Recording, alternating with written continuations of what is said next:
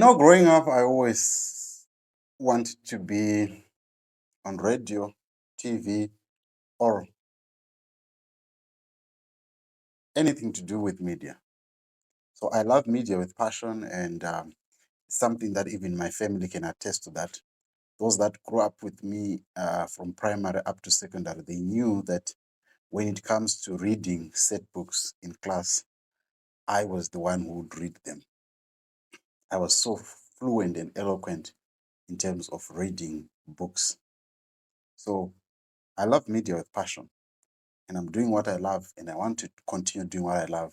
But some of the comments that I get from people accusing me of being ZANU PF, or being part of ZANU PF, or working for ZANU PF, or being FAZ, they are so disheartening, and they make me not want to ditch, but make me to just imagine what kind of vile Zimbabweans have we become, that you don't argue facts, you argue fantasies. Some of you think that ZANU-PF, you can easily go there and get money and make money, and being a journalist, you go. There are so many journalists that are struggling in Zimbabwe. Why don't they join ZANU-PF? Why don't they get money from ZANU-PF? You think it's very easy for me to do what I do. But anyway, we'll continue doing what I believe is right, but I am so aggrieved by what some of your thoughts or some of your comments that label me to be part of ZANU-PF. I'm not part of ZANU-PF. I've never been part of ZANU-PF. I am a media practitioner who is trying to tell a story that is balanced. If you don't like me criticizing your leader, don't argue with vile. Argue with facts and points. Bring points. Anyway, if you want your computers, want to upgrade your computer, this is the man that can assist you with getting the best laptop. So get in touch with the numbers that are appearing on the screen. It is premium classic laptops. They give you the best. So please get in touch with them. Anyway, Nelson Chamisa has spoken for the first time on Newsroom Africa. And I am a little bit aggrieved to this fact that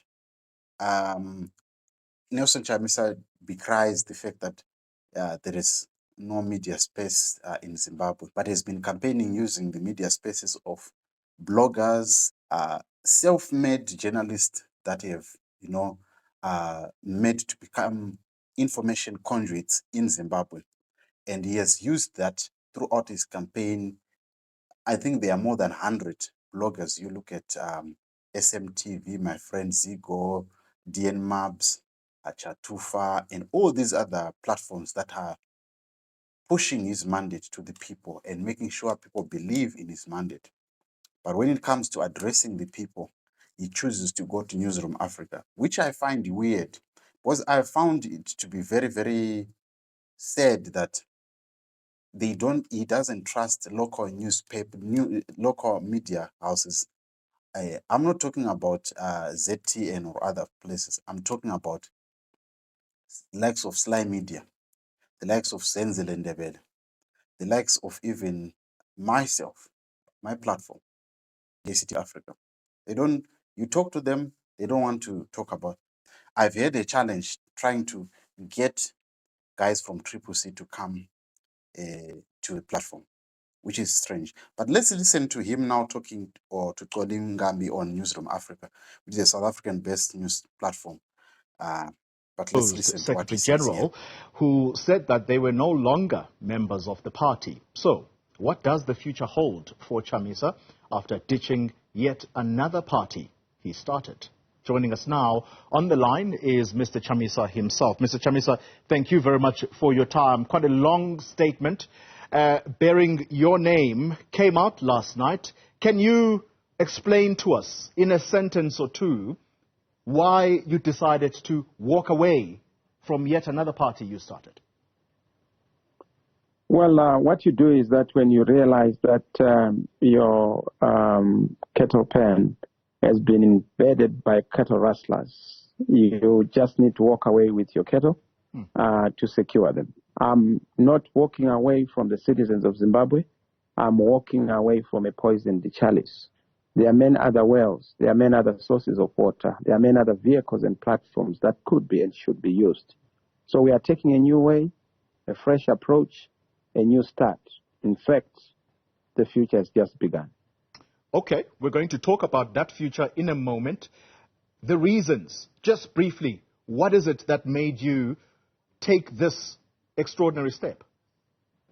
Indeed, it's a very drastic measure against our own will and against our own intention. But because we have seen that Mr. Mnangagwa and ZANU-PF are now abusing institutions of the state, in particular Parliament, the Zimbabwe Electoral Commission, and in some circumstances, even our own courts, because they are now contaminating our courts with their politics.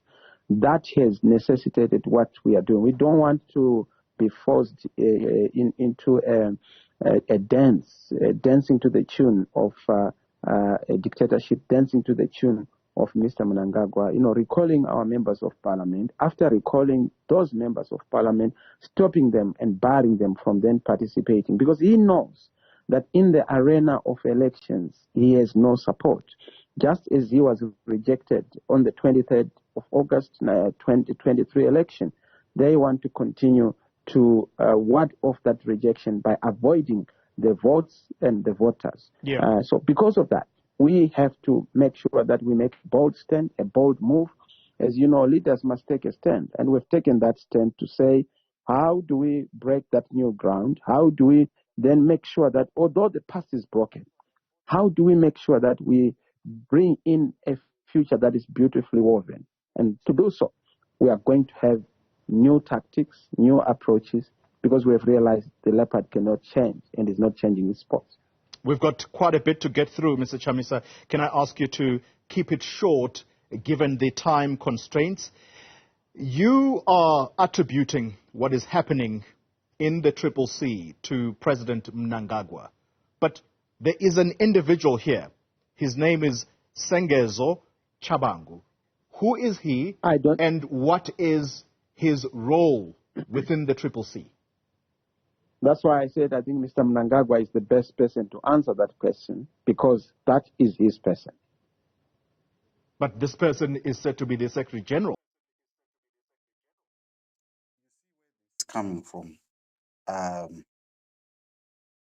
this mistake of totally denying Sengezo Chabangu. Because you see, the problem that we have now with Triple C or with Nelson Chamisa is, as much as people are so in love with him and they want him to be the president, you must understand that what people are looking for. What is it that people are looking for? People, they are looking for a solution to their problem. Those that are in the diaspora, they want to come back. Those that are in Zimbabwe, they want things that work. Right now, there are so many dilapidated roads. There's a lot of things. So they want solution to their problem. That's all that people. What makes someone to part away with his money? What makes someone to part away with his data? What makes someone to part away with everything that they have to, in order to support a political party or to support an individual?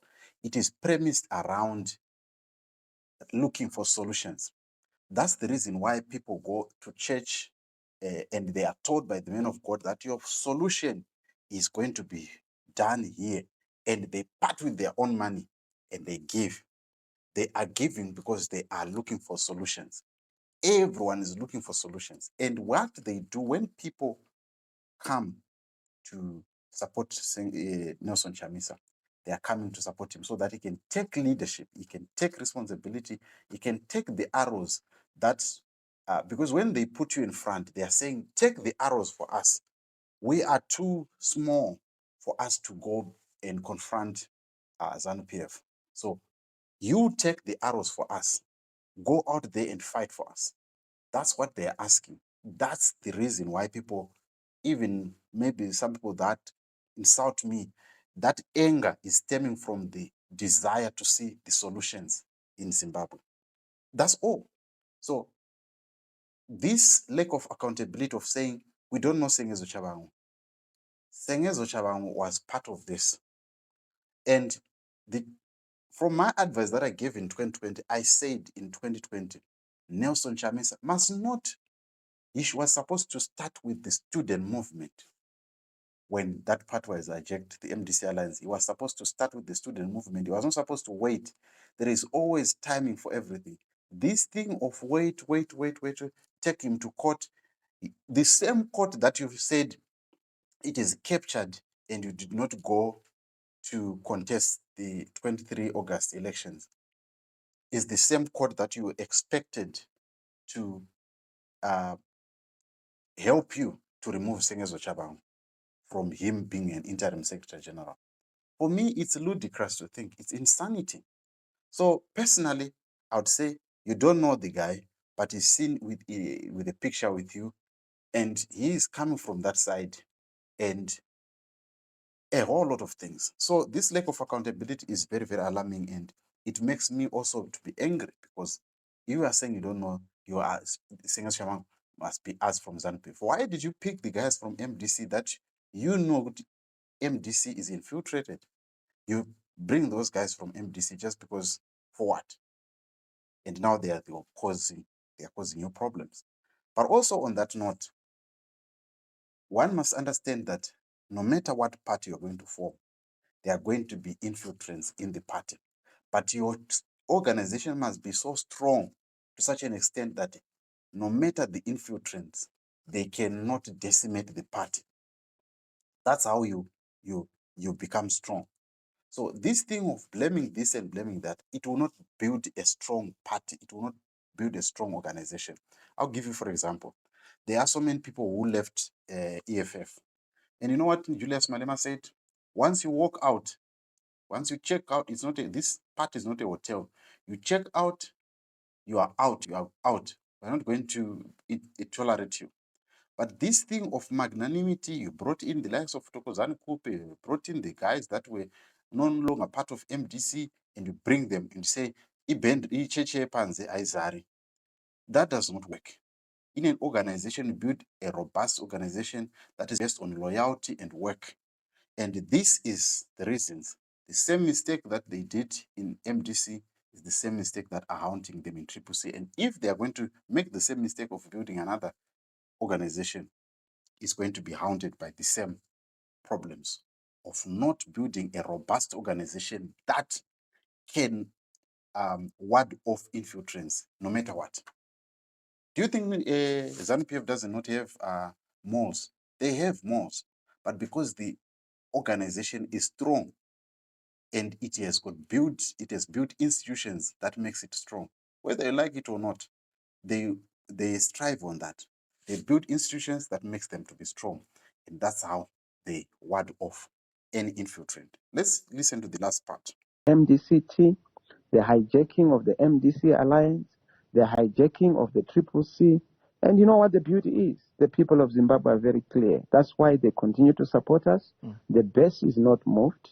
The base is actually energized and emboldened. The people of Zimbabwe are clear that ours is a noble and legitimate fight against dictatorship and oppression. And ours is a fight that is going to be won. That's why I told you that the direction we are taking is a direction that is going to give Zimbabweans a fresh smile. They support, there's no credibility crisis. If anything, they know that the more I'm being fought by forces of darkness, the more I'm being confirmed as a force of light. The more they fight me, the more they validate. It's very clear, and I'm not going to be shaken. I know that I carry the will of the people of Zimbabwe. I have their trust and confidence. That's why they support us. And that's why the dictatorship is fighting, using all manner of tactics, weapons, everything, machinery, all against an individual. That tells you a story, isn't it? Mr. Chamisa, let's conclude the conversation. Are you starting yet another political entity? If so, when? Well, I must say that now, because I've told you that once bitten, twice shy, we are a lot wiser. I've seen that the leopard cannot and is not changing its spots.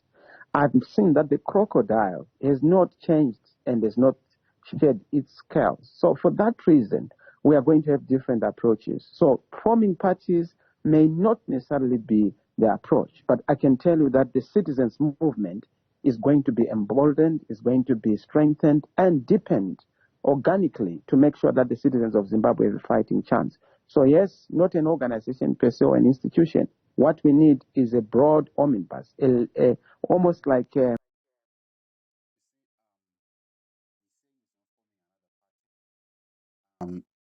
Tell you what, even Jesus, he had an infiltrator. He had Judas Iscariot, but that did not stop him from fulfilling his mandate. Uh, because in the end, you must understand that in this world, whether you like it or not, in any institution, there is always going to be having someone who is in it for their personal aggrandizement, or they are in it for a different vendetta. So if you are not going to have a clean party that is clean from, but if you are going to make a party, make it so strong that it will not be shaken by anyone who lives. Do you understand? So this thing of saying, okay, I'm not going to form a political party, I'm going to form a movement, that movement, if you are still afraid of being infiltrated, people are going to infiltrate, and they know that if they push you to the corner, you are going to back out. So clearly, whatever they are going to form, whatever is going to form, personally, I feel it's not going to, if he has got this approach. And the timing is very, very important. The timing was key. If he had timed his cards well, the time that he could have pulled out was that time when he could have stopped MPs or councillors from getting into parliament totally and fixed the election when it was still fresh and it was still making headlines in all international media. That was the time. Right now, the world is busy. They are busy with Gaza. They are busy with Yemen. They are busy with what is happening in Israel. So they are not going to be brought into this fight that we are thinking. International community is not much concerned. Look what happened in Uganda. The Secretary General was there of the United Nations. So who is going to fight for us? So if as a leader, he is not going to fight and make sure that he built a strong organization. People right now, when he left the MDC, there are some people who lost his confidence, and they did not go with his plan. That is evident in the 2023 elections. The 2018 elections, if you look at the numbers, it is saying the official number is 2.2, no matter how much you can dispute it. And then you come to the 2023 election, you see it's 1.8. The numbers have dropped. If he's going to form another party, will go to 2028, he might pull 1.3, because as you grow and people do not have so much confidence in you. I'm looking at the comments, people are saying this is one of the most weakest opposition, because remember, the opposition or being a political party, you are not a church. This is fight for fight. It's blow for blow. Dog eat dog. You gotta be fighting. You can't be giving in. You can't be a quitter. You have to go in there and fight, just like what Idi Mnangagwa did when he came back and said, I'm going to fight within ZANU-PF. He said, I'm not going to fight outside. I'm going to fight within ZANU-PF. And he fought and he got back. Whether he used proxies that were inside, that is not the subject. But the subject is, you cannot win this fight if you're a quitter. You cannot win this fight if you are failing to build organization, and if you are shy to do what ZANU-PF has done. Because for you to dislodge these strong liberational movements, you have to have a strong institution. And having a strong institution requires somebody who can ward off this by building a strong institution without the fear of infiltration. Because if you continue living on fear, we must fear. The thing that we must be afraid of is fear itself. Anyway, I'll see you on the next video. Tell me what you think. What do you think Nelson Chamisa should do? What do you think? Do you think this is a good step, or Turungoitis or Zimbabweans we're just too naive to understand this fact? But this is a subject that we're going to be keeping on talking about, and many videos because it's still fresh in people's minds and we need to discuss and dissect on it. I'll see you on the next video. It's bye for now.